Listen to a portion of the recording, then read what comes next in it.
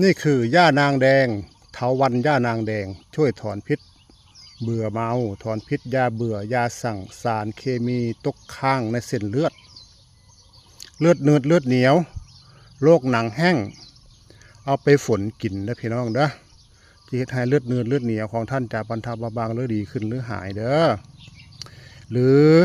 หาซื้อติดบ้านเอาไว้เพื่อเฮาได้ใช้ยามฉุกเฉินเฮาบ่รู้ว่าเฮาสิโดนวางยาเมื่อใดเฮาบ่รู้ว่าสารเคมีจะเข้าเส้นเลือดเฮาเมื่อใดเนาะพี่น้องเนาะ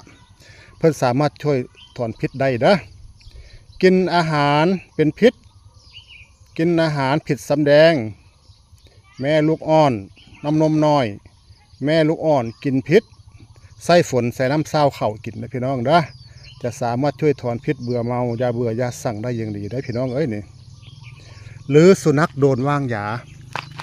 ให้ฝนใส่ไข่ดิบเด้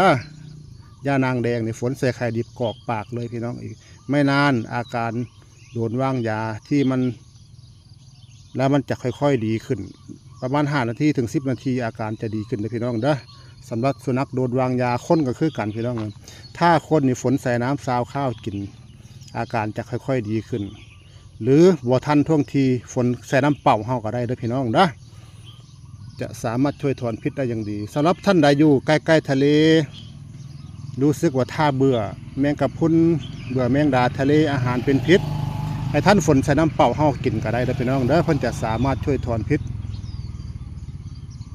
ได้อย่างดีได้พี่น้องเอ้ยแก้เลือดเหนียวโรคหนังแห้ง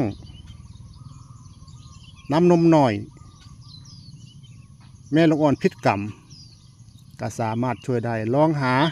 ซื้อติดบ้านเอาไว้เด้อนี่คือย่านางแดง